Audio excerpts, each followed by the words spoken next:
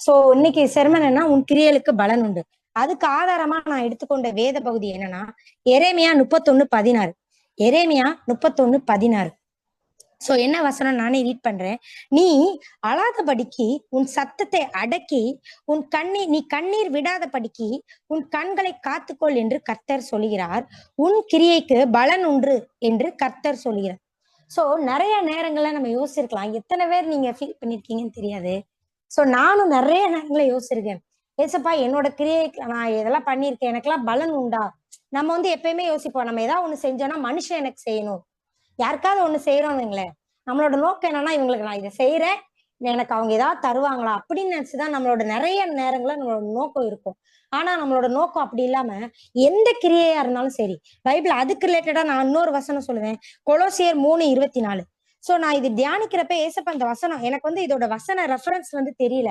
But இந்த வார்த்தை வந்து எனக்குள்ள ரிப்பீட் ஆயிட்டே இருந்துச்சு. இந்த வார்த்தை என்னன்னா, கொலோசியர் எல்லாரும் எடுத்துக்கோங்க. கொலோசியர் 3:24. எதை செய்தாலும் அதை மனுஷர்களுக்கென்று செய்யாமல் கர்த்தருக்கென்றே மனப்பூர்வமாய் செய்யுங்கள். ஆக்சுவலி உன் கிரியைக்கு பலன் உண்டு. ஆனா எப்போது அப்படின்னு சொல்லி நம்ம அதுக்கு ரிலேட்டடா தான் நம்ம பார்க்க போறோம். நம்ம கிரியை என்ன செஞ்சாலும் சரி, இந்த உலகத்துல இருக்கிறப்ப சின்ன விஷயமா இருந்தாலும் சரி, மனுஷங்க வந்து அதுக்கெல்லாம் பெருசா வந்து உங்களுக்கு எதுவுமே செய்யாம இருக்கலாம். ஃபார் எக்ஸாம்பிள் ஹவுஸ் ஒய்ஃபா இருக்கலாம். நீங்க வந்து விழுந்து விழுந்து வீட்டை பார்க்கலாம், என்னெல்லாமோ பண்ணலாம். ஆனா மனுஷங்க பார்வைக்கு அற்பமா, அவளா ஒரு வீட்டுல சும்மா ஒரு வாரத்துல கடந்து வேலை பார்த்துட்டு இருக்கா. நம்மளோட கிரியைகள் அப்படி இருக்கலாம் மனுஷனோட பார்வைக்கு. ஆனா தேவனாகிய கர்த்தர் நம்மள மேல இருந்து நோக்கி பார்த்து கொண்டே இருக்கிறார். நான் கூட நிறைய நேரத்துல என் வாழ்க்கையில ஃபீல் பண்ணிருக்கேன். நான் வந்து ஹவுஸ் ஒய்ஃபா இருக்கிறேன். சோ எனக்கு ஃபீல் ஆகும், என்னோட கிரியைக்கெல்லாம் என்ன ஏசப்பா, நம்ம வீட்டுல ஒரு ஓரமா இருக்கலாம், மதிக்கப்படாம இருக்கலாம். தாவீது அப்படித்தானே. சின்ன வயசுல அவர் எல்லாம் ஒரு ஆட் மேய்ப்பன் தான். அவர் என்ன பண்றாரு, தாவீதோட ப்ரொஃபஷன் என்ன கேட்டா, இப்ப ராஜா. அதுக்கு முன்னாடி என்ன சொல்லுவாங்க, ஆனாப்பா ஒரு ஆடு மேய்ச்சிட்டு அந்த ஓரத்துல கிடப்பான், அந்த மாதிரிதான் சொல்லுவாங்க. இப்ப கூட நம்மள கேட்கலாம், எல்லாரும் பெரிய பெரிய இடத்துல இருக்கலாம். என்னோட ஃபேமிலியில பாத்தீங்கன்னா எல்லாரும் பெரிய பெரிய இடத்துல பாத்தீங்கன்னா எல்லாம் ஒரு கவர்மெண்ட் ஜாப்ல. நான் பார்த்தா ஒரு சின்ன ஹவுஸ் ஒய்ஃப் தான். ஆஃப்டர் ஆல் ஹவுஸ் ஒய்ஃப் தானே. எல்லாரோட பார்வைக்கு என்ன தோணும், இவ என்ன ஒரு ஹவுஸ் ஒய்ஃப் தான் அப்படின்னு இருக்கலாம். ஆனா ஏசப்பா சொல்றாங்க, எனக்கு நிறைய நேரம் ஏசப்பா பேசுனது, உனக்கு என்ன வந்தாலும் சரி, இந்த வசனம் தான் எனக்கு. இந்த வசனம் அடிக்கடி வந்துகிட்டே இருக்கு. எதை செஞ்சாலும் நீ மனுஷனுக்காக செய்யாம கர்த்தருக்கென்று செய்யு. எனக்கு நிறைய வார்த்தை வந்து இந்த வாட்டி வந்துகிட்டே இருக்கும். ஏதாவது ஒண்ணு செய்யப்பட நீ ஏசப்பாக்காக செய்யு. இதை நான் அந்த வசனத்தை ஃபாலோ பண்றப்ப அதுக்கான பலன் நமக்கு கிடைக்கும். சோ நமக்கு ஏசப்பா பலன் தருவாரு. நம்மளோட கிரியைக்கெல்லாம் பலன் கிடைக்கும். எப்பொழுது எதை செய்தாலும் அது மனுஷர்களுக்கென்று செய்யாமல் கர்த்தருக்கென்றே மனப்பூர்வமாய் செய்யுங்கள். சின்ன பாத்திரம் வளர்க்குற விஷயமா இருக்கலாம், இல்ல சின்ன படிக்கிற விஷயமா இருக்கலாம். எதுவா இருந்தாலும் சரி, ஐயோ அப்பா அம்மா பாக்குறாங்க அப்படின்னு படிக்காம, ஐயோ இவங்க சொல்லிட்டாங்க அதனால நான் வேலைக்கு போறேன் அப்படி இல்ல. எது உங்களுக்கு கைக்கு நேர்னாலும் சரி, அது நீங்க வந்து கர்த்தருக்கென்று செய்யறப்ப அதற்கான பலன் கண்டிப்பா கிடைக்காம போகுது. அது என்னோட லைஃப்ல நான் சாட்சியா சொல்லுவேன். நான் நிறைய நேரத்துல ஃபீல் பண்ணியிருக்கேன். நிறைய பேருக்கு வந்து நம்ம செய்வோம், பட் வந்து நம்ம அதுக்கான பலன் இல்லாம அவங்க கெட்டது செய்யாம இருந்தாலும் சரி. என்னோட லைஃப்ல நான் ஒரு சாட்சி சொல்லணும்னு நினைக்கிறேன். என்னோட லைஃப்ல பாத்தீங்கன்னா என் ஃபேமிலி மெம்பர் ஒருத்தங்க, நான் வந்து அவங்களுக்கு வந்து என்னால முடிஞ்சது, நான் இந்த வசனத்தை வச்சுதான் எப்பயுமே, ஏசப்பா எனக்கு இந்த வசனம் சொல்லியிருக்காங்க, நான் இதன்படி செய்வேன்ட்டு என்ன தீங்கு செஞ்சாலும் சரி நான் வந்து செஞ்சுட்டே இருந்தேன். பாத்தீங்கன்னா நான் எதிரே பார்க்காதவங்கள வந்து ஒருத்தங்க நம்ம நன்மை செய்யறப்ப அதுக்கு அவங்க வந்து அதுக்கு பதிலுக்கு நன்மை செய்யட்டே சரி, அதுக்கு பதிலுக்கு தீமை செய்யறப்ப நம்மளால அதை வந்து அக்செப்டே பண்ண முடியாது. சோ அந்த மாதிரி ஒரு பாதையில நான் போயிட்டு இருந்தேன். இப்ப நான் நிறைய நேரத்துல ஏசப்பாட்ட அழுதுருக்கேன். ஏசப்பா நான் வந்து ஒரு வந்து மனசு தீங்கே செய்யல, நீங்க சொன்ன மாதிரி தானே இந்த வசனத்தை சொல்லியே அப்படியே ஜெபம் பண்ணேன். நீங்க என்ன சொல்லியிருக்கீங்க, எதை செஞ்சாலும் மனுஷனுக்குன்னு செய்யாம கர்த்தருக்குன்னு தானே செய்ய சொன்னீங்க. ஆனாலும் எனக்கு ஏப்பா அப்படி தீமைகள் நேரிடுதுன்னு சொல்லி அவர்கிட்ட உட்கார்ந்தப்பதான் எனக்கு ஏசப்பா அந்த வசனம் பேசுனாங்க, உன் கிரியைக்கு பலன் உண்டுன்னு. சோ நான் எதெல்லாம் இழந்தனோ ஏசப்பா எனக்கு வந்து அதெல்லாம் தந்தாரு என் லைஃப்ல. அதாவது என்னோட ஃபேமிலி மெம்பர் அவங்க வந்து என்னை விட்டு போயிட்டாங்க, தீமை செஞ்சுட்டு போயிட்டாங்க. ஆனா ஏசப்பா எனக்கு நிறைய பேர் தந்தாங்க. நான் உன் கூட இருக்கிறேன்னு சொல்லி எனக்கு ஏசப்பா ஸ்ட்ராங்கா ப்ரூவ் பண்ணாங்க. சோ நம்மளும் அப்படிதான் நிறைய நேரங்கள நம்ம வாழ்க்கையில நம்ம எப்பா நான் நன்மை செஞ்சிருக்கேன், அவன் எனக்கு தீமை செய்யாம இருந்தா போதும், எனக்கு பதிலுக்கு அவன் நன்மை செய்யணும்னு நான் எதிர்பார்க்கல, ஆனா தீமை செய்யாம இருந்தா போதும். நம்ம நிறைய பேர் யோசிச்சிருக்கலாம். ஆனா மனுஷங்க அப்படிதாங்க. மனுஷங்க அப்படிதான் பண்ணுவாங்க. நம்ம என்ன பண்ணுவோம், நீ தீமை செஞ்சாலும் நன்மை செய்யும் தான் பைபிள்ல போட்டு. நான் நிறைய நாளா ஃபீல் பண்ணிருக்கேன். ஆனா அப்பயே ஏசுப்பா பேசினது, தீமைக்கு தீமை செய்யாத, தீமைக்கும் நன்மை செய்யணும். சோ நம்ம அதுதான். சோ இந்த வசனத்தை பாருங்க, எதை செஞ்சாலும் சரி மனுஷன் பாக்குறான். ஒரு உதவி செய்றீங்களா, ஒரு காணிக்க கொடுக்குறீங்களா, எத்தனை பேர் வந்து மனுஷன் பாக்குறான், இவங்க எல்லாம் பாக்குறாங்க அதனால போய் கொடுக்குறோம். ஏசப்பா அந்த மாதிரி செயல்களை வெறுக்கிறாரு. அவர் வந்து இருதயத்தை பார்க்கிறாரு. உதாரணமா இன்னொரு வசனம் சொல்லுவேன்னா, பிரசங்கியில பாத்தீங்கன்னா, பிரசங்கி எல்லாரும் எடுத்துக்கோங்க. பிரசங்கில ஒரு வசனம், பிரசங்கி 9:10. பிரசங்கி 9:10. செய்யும்படி உன் கைக்கு நேரிடுகிறதோ அதை உன் முழு பலத்தோட செய்யணும், அந்த வசனம் இருக்கும். சோ நமக்கு என்ன ஒரு காரியம் சின்ன விஷயமா இருக்கலாம், அதை கூட அற்பமா எடுக்க, எதை செஞ்சாலும் நான் ஏசப்பாக செய்யறேன். இப்பெல்லாம் நான் என்னோட எல்லாத்தையுமே மாத்திக்கிட்டேன். நானும் நிறைய நேரங்கள மனுஷங்க கிட்ட எதிர்பார்த்து, இப்பெல்லாம் இல்ல, ஏசப்பா நீங்க பாத்துக்கோங்க, எதுனாலும் சரி, சின்ன விஷயம்னாலும் சரி, நீங்க பாத்துக்கோங்கப்பா, நீங்க என்ன பாருங்கப்பா. எப்பயுமே நம்ம ஏசப்பா பாத்துக்கிட்டே இருக்காரு. அவரோட கண்களுக்கு மட்டும் நம்ம வந்து கரெக்டா இருந்தா போதுங்க. மனுஷங்க கண்களுக்கு ஆனா இல்ல.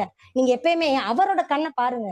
நம்ம எப்பயுமே அதை மறந்துடுறோம். பா இவங்க பாக்காங்கப்பா, அவங்க பாக்காங்கப்பா, என்னோட ரிலேட்டிவ் பாக்குறாங்கப்பா, அவங்க முன்னாடி நான் வந்து இதா செய்யணும் அப்படின்னு நினைக்கவே நினைக்காதீங்க. அதை வந்து ஏசப்பா வெறுக்கிறாரு. நம்ம ஒரு கிரியை செய்யறோமா, மனப்பூர்வமா செய்யறோமா, அதெல்லாம் ஏசப்பா பாக்குறாங்க.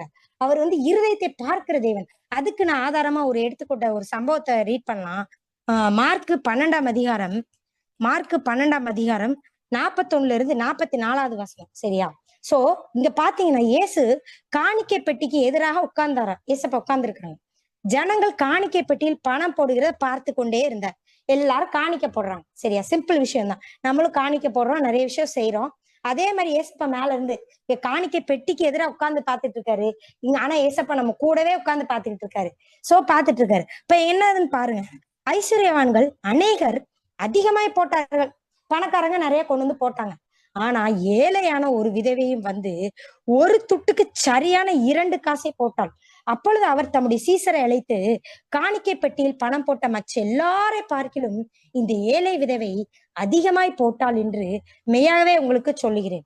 சோ அதுக்கு என்ன ரீசன், அதுக்கடுத்து சொல்றாங்க பாருங்க. அவர்கள் எல்லாரும் தங்கள் பரிபூர்ணத்திலிருந்து எடுத்து போட்டார்கள், இவளோ தன் வறுமையிலிருந்து தன் ஜீவனத்துக்கு உண்டாயிருந்ததெல்லாம் போட்டு விட்டாள் அப்படின்னு. சோ ஏசப்பா எதை பாக்குறாங்க பாருங்க. நிறைய பேர் அப்படியே மேட்டியுமே, நான் இவ்வளவு கொடுக்கப்பா, என்கிட்ட 1,00,000 1,00,000 10,000 ஏசப்பா காணிக்க போடுறேன் அப்படின்னு போய் அப்படியே ஒரு இதா செய்யறது. ஆனா இந்த விதவை அப்படி இல்ல. அவ கிட்ட இருந்த அந்த விதவை ஏழையான விதவை தான். அவங்க கிட்ட இருந்த ஒரு துட்டுக்கு சரியான 2 காசு போட்டா. அது ஏசப்பாக்கு பெருசா தெரிஞ்சுது. ஏன் இவங்க போட்டெல்லாம் பெருசா தெரியல?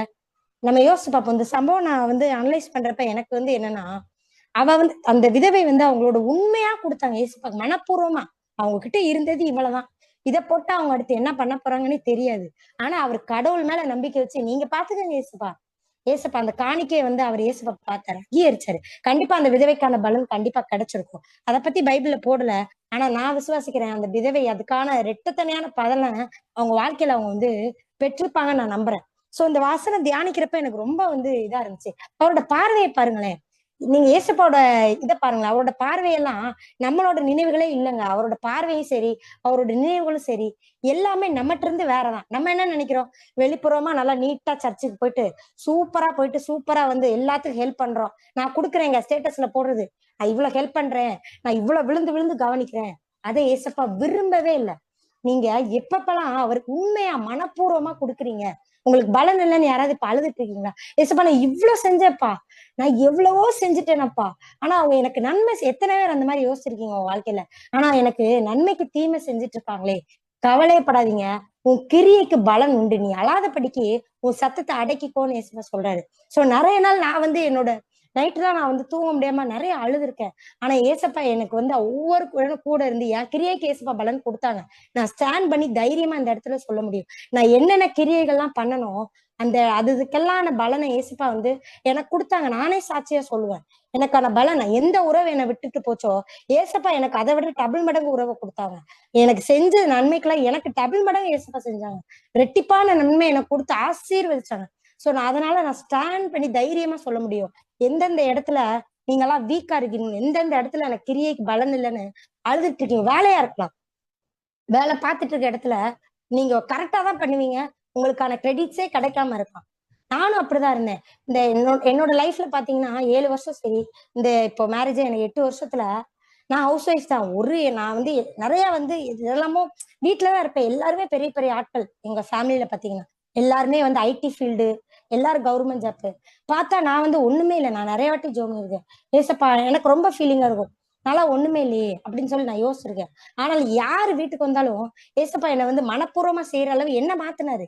நிறைய நேரம் பாத்தீங்கன்னா சத்துருவை நம்ம வந்து செய்ய முடியாது, நம்ம மித்த எல்லாத்துக்கும் செஞ்சிடலாம். உங்களை வந்து ஒருத்தங்க ஹர்ட் பண்ணிட்டு ஒருத்தங்க வீட்டுக்கு வராங்கன்னா அவங்கள நம்ம எப்படி கவனிக்கணும், கொஞ்சம் நம்மளே யோசிச்சு பார்ப்போம். நானும் அதே ஃபேஸ் தான். ஒருத்தவங்க வந்து என்னோட வாழ்க்கையில அதுவும் ஒரு சாட்சி தான். ஒரு ஆன்டி பாத்தீங்கன்னா அவ்வளவு மோசமா வந்து பேசிட்டாங்க, என்ன ரொம்ப மோசமா ஹேர்ட் பண்ணிட்டு வீட்டுக்கு வந்தாங்க. எனக்கு மனசே வரல. ஏசப்பா என்னால என்னால முடியலப்பா, நான் அழுதுட்டேன் ஏசப்பாட்ட. ஏசப்பா என்னால வந்து அவங்களுக்கு எல்லாம் நல்லது பண்ண முடியும், நான் அந்த லெவல்ல நல்ல இப்படியே ஜெபம் பண்ணேன். நான் அந்த லெவல்ல நல்லவல்லப்பா, அவங்க எப்படி என்ன பேசிட்டு நான் வீட்டுக்கு வந்திருக்காங்க, என்ன பண்ணட்டும்? உடனே ஜெபம் பண்ணேன். எதனால ஏசப்பாட்ட கேட்டேன். ஏசப்பா சொன்ன ஒரே வார்த்தை தான், நீ எதை செஞ்ச இந்த வசனம் சொன்னாங்க. அப்புறம் அன்பு எல்லாத்தையும் மூடும், நீ அன்பா இருமா, யார் எப்படி நீ தீமைக்கு தீமை செய்யாத. 3 வார்த்தை ஏசப்பா பேசுங்க. அப்படியே என்னோட எல்லா விஷயத்தையும் தூக்கி போட்டேன். போய் அவங்கள வந்து நான் எந்த ஒரு முறைப்பும் இல்லாம எதுவுமே இல்லாம மனப்பூர்வமா ஏசப்பா எனக்கு செய்ய வச்சாங்க. எனக்கும் அந்த மனசுல எல்லாமே இருந்தது. ஆனா ஏசப்பா அந்த நிமிஷம் அவர் வார்த்தையை கொடுத்து, நீ போ நான் உன் கூட இருக்கேன்னு ஏசப்பா என்ன பேசினாங்க. அந்த வார்த்தை என்ன மாத்துச்சு. ஏசப்பா வார்த்தை. மனுஷங்க என்ன சொல்லுவாங்க, ஏய் வீட்டுக்கு வந்தா போய் நீ எதுக்கு செய்யற, வெளியே போக சொல்லு அப்படின்னு சொல்லுவாங்க. ஆனா ஏசப்பா ஆண்டவர் என்னோட பேசுனது, நீ செய்யுமா, நீ எனக்காக பாரு அப்படின்னு சொல்லி ஏசப்பா என்ன அனுப்புனாங்க. நான் அந்த இடத்துல போய் மனப்பூர்வமா செஞ்சேன். ஆனா ஏசப்பா அதுக்கான பலனை இன்னைக்கு எனக்கு காண வச்சாங்க. அந்த சம்பவம் நடந்து இப்ப 4 வருஷம் ஆயிடுச்சு. இப்ப அந்த ஆன்டி வந்தீங்கன்னா ஒரு வார்த்தை கூட நான் பேசல.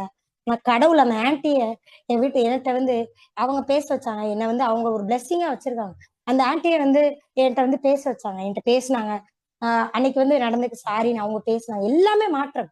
ஒரு பெரிய மாற்றத்த கொண்டு வந்தாங்க. இப்ப என்ன அவரோட வார்த்தைக்கு நம்ம கீழ்ப்படியிறப்ப மனப்பூர்வமா செய்யணும். ஒரு விரோதிக்கு நம்மளால செய்ய முடியுதா?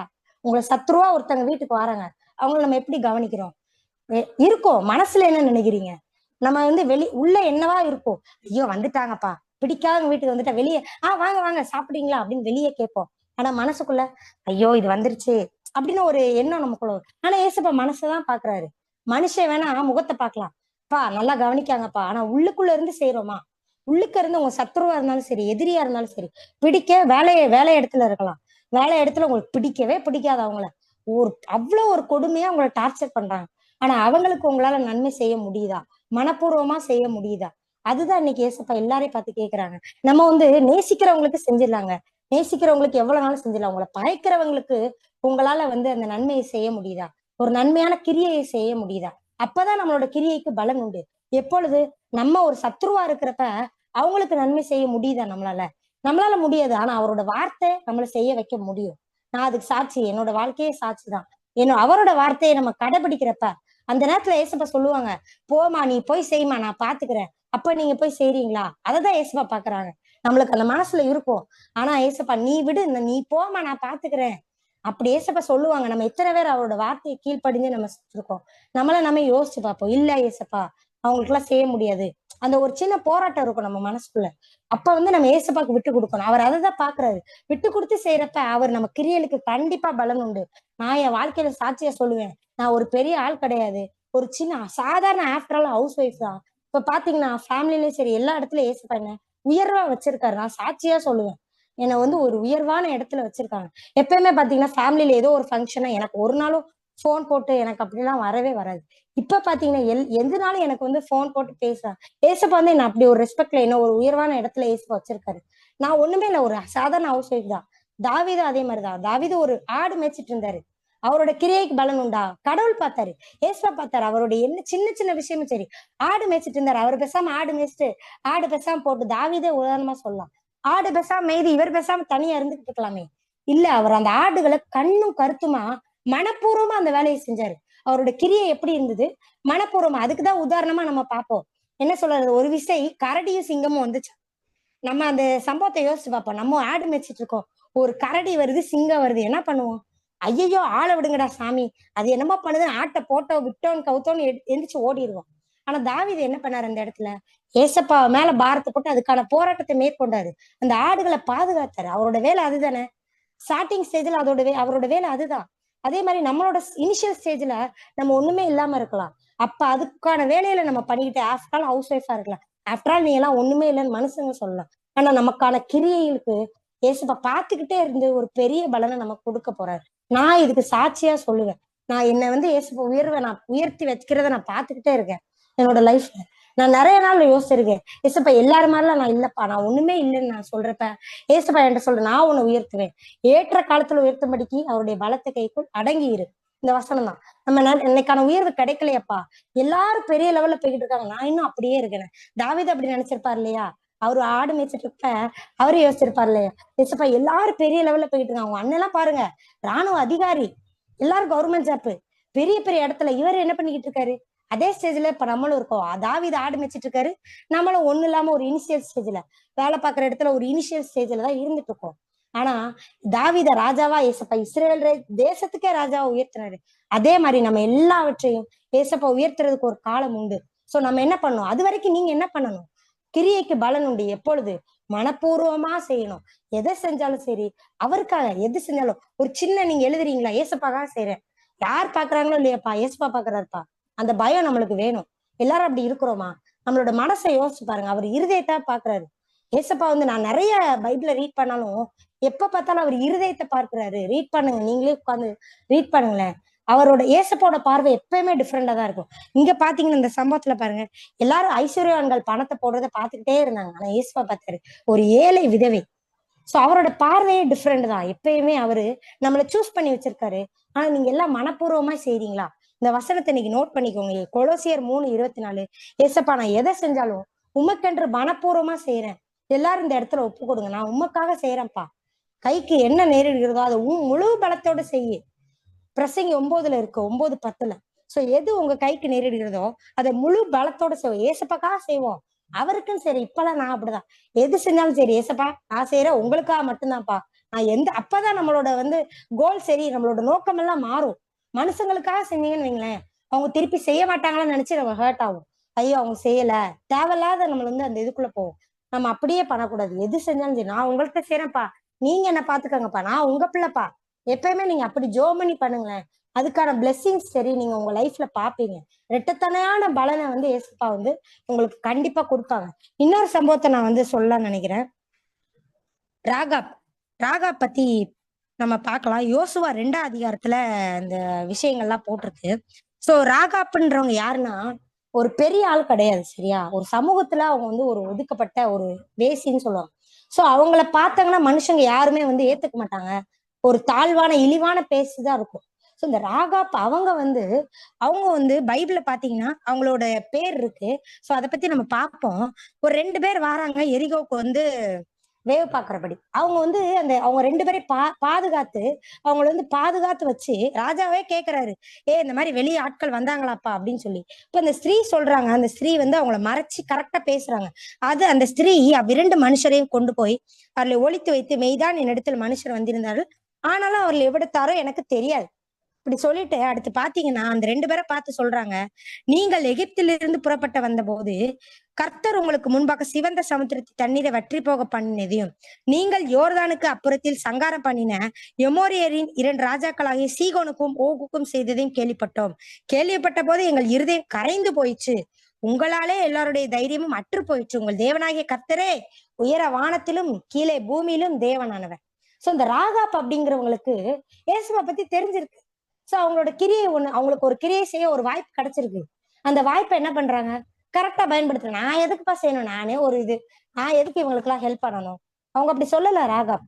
அவங்க 2 பேரையும் பாதுகாத்து ராஜாட்ட இருந்து மறைக்கிறது எவ்வளவு பெரிய கஷ்டம்னு உங்களுக்கு தெரியுமா? சோ அந்த கிரிட்டிக்கலான சுச்சுவேஷன் அவங்க மறைச்சு, நான் தெரியும்ப்பா உங்க ஏசப்பா ரொம்ப பெரியவரு, சாட்சி கொடுக்குறாங்க. ஏசப்பா பெரிய, அவங்களோட அந்த கிரியை அவங்க உண்மையா செய்யறாங்க, மனப்பூர்வமா செஞ்சாங்க. அதுக்கான பலன் பாத்தீங்கன்னா மத்தேயு 1ஆம் அதிகாரத்துல பாருங்க. மத்தேயு 1ஆம் அதிகாரத்துல அவங்களுக்கான பலன் பாருங்க. சல்மோன் போவாசை ராகாவின் இடத்தில் பெற்றான். சோ பாருங்க, அவங்களுக்கான பலன் பைபிள்லயே அவங்க பேர் எழுதப்பட்டிருக்குன்னா அது சாதாரண விஷயமா? எவ்வளவு பெரிய பலன் பாருங்க. அவங்க யாரு? அவங்க ஒன்னும் ஒரு பெரிய ஸ்டேட்டஸ்ல உள்ள ஆள் இல்ல, பெரிய ஐஸ்வர்யானோ அவங்க ஐஸ்வர்யானா இல்ல, சாதாரண ஒரு வேசி. ஆனா அவங்க இயேசுப்பா பத்தி தெரிஞ்சு அவருக்கான உண்மையா உங்க தேவனை அறிவேன் அப்படின்னு சொல்லி அவங்களுக்காக உண்மையா அந்த கிரியை செஞ்சப்ப அவங்களுக்கான பலன் பாருங்க. மத்தேயு 1ஆம் அதிகாரத்துல இருக்கு. பாத்தீங்கன்னா அதுல 5 பேர் தான் அந்த உமன் பட்டியல, அந்த மகளிர், அந்த உமனுக்கான அந்த இடத்துல அவங்க இருந்தாங்க, ராகாப்பும் இருந்தாங்க. சோ நீங்களும் இந்த இடத்துல யோசிச்சு பாருங்க. நீங்க எப்படினாலும் இருக்கலாங்க, நமக்கு ஸ்டேட்டஸே இல்லாம இருக்கலாம், ஃபேமிலில எல்லாம் பெரிய பெரிய ஆட்களா இருக்கலாம். ஆனா நீங்க யாரு வந்தாலும் சரி, உங்க வீட்டுக்கு யாரு வந்தாலும் சரி, எந்த விஷயமா இருந்தாலும் சரி, மனப்பூர்வமா செஞ்சு பாருங்களேன். அதற்கான பலன் ரெட்டத்தனமையா உண்டு. நான் சாட்சியா சொல்லுவேன், என் லைஃப்ல 2 தனையான பலன் நீங்க அனுபவிப்பீங்க. ஏசப்பா பாக்குறாரு, நான் அவருக்காக செய்யறேன்ப்பா.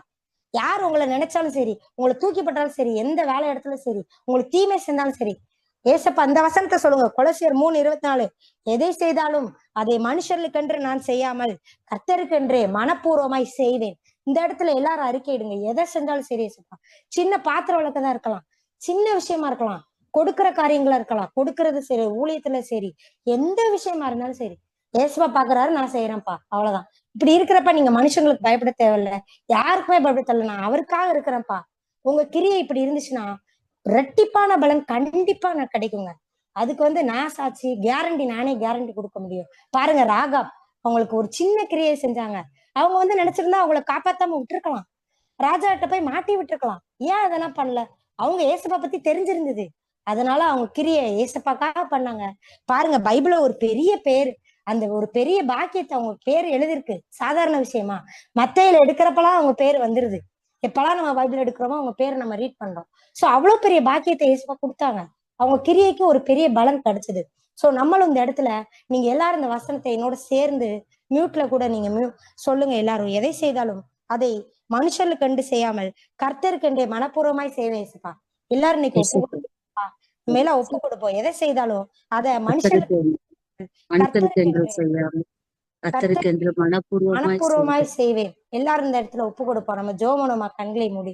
அன்புல ஏசப்பா, நல்லவளே ஏசப்பா, நீங்க காண செய்த கிருபைக்காக நன்றிப்பா. இப்பா நீங்க எங்க கூட பேசுனதுக்காக நன்றிப்பா. நாங்க எதை செஞ்சாலும்ப்பா மனுஷன் பாக்குறதுக்காக இல்லப்பா, கொடுத்தாலும் சரி, இந்த உலகத்துல நாங்க என்ன விஷயம் செய்தாலும்ப்பா எல்லாத்தையும் நீங்க ரெக்கார்ட் புக்ல எழுதி வச்சிருக்கீங்களே, எல்லாத்தையும் ரெக்கார்ட் பண்ணிருக்கீங்க. மனுஷன் இல்லப்பா, மனுஷனால எல்லா நேரமும் கூட இருந்து எங்களை ரெக்கார்ட் பண்ண முடியாதுப்பா. என் தேவனாகிய கர்த்தர் நீங்க ரெக்கார்ட் பண்ணி வச்சிருக்கீங்க, ஞாபக புஸ்தகத்துல எழுதி வச்சிருக்கீங்க. நீங்க செய்த ஒவ்வொரு கிரியைகள், வந்திருக்க ஒவ்வொரு பிள்ளைகளை கண்ணீரோட இருக்கலாம், ஐயோ நான் செய்த கிரியைகளுக்கு எனக்கு பலன் இல்லையே, என்ன மனுஷங்க இப்படி பண்றாங்க, ஒர்க் பிளேஸ்ல இவ்வளவு இருக்கே அப்படி சொல்லி உங்களுக்கு மனுஷங்கிட்ட எதிர்பார்க்காதீங்க. ஏசப்பா, யாரு நாங்க மனுஷங்கிட்ட எதிர்பார்க்க கூடாது. என் தேவனை நாங்க உண்மை நோக்கி பாக்குறோம்ப்பா, நாங்க உண்மை நோக்கி பாக்குறோம். இந்த வசனத்தை சொல்லி ஜெபிக்கிறேன். கொலோசியர் 3:24. எதை செய்தாலும் நாங்க ஏசப்பா மனுஷருக்கென்று செய்யாமல் கர்த்தருக்கென்று மனப்பூர்வமா செய்வோம்னு அப்பா நாங்க ஒப்பு கொடுக்குறோம்ப்பா. வந்திருக்க ஒவ்வொரு பிள்ளைகளுக்கா ஜெபிக்கிறப்பா, நான் ஒப்பு கொடுத்து ஜெபிக்கிறப்பா. நீங்க பொறுப்படுத்திக் கொள்ளுங்கப்பா, வழி நடத்துங்கப்பா. உங்க கரத்துல முழுமை ஒப்படைக்கிறேன். அவங்களுக்கான கிரியலுக்கு ரெட்டத்தனை எனக்கு செஞ்சது போல இந்த பிள்ளைகளுக்கு நீங்க செய்ய போறதுக்காக நன்றி. ரெட்டிப்பான நன்மையை தருவேன், நான் இன்றைக்கே தருவேன்னு சொல்லுது போல யார் யாரெல்லாம் அப்பா கலங்கி கொண்டிருக்காங்களோ இன்னைக்கே அவங்களுக்கான பலனை கொடுத்து ஆசீர்வதிக்க வேண்டும் என்று ஜெபிக்கிறேன்ப்பா. உங்க கருத்துல முழுமையா ஒப்படைக்கிறேன். பேசி மூலம் ஜெபிக்கல் நல்ல பிதாவே, ஆமென்.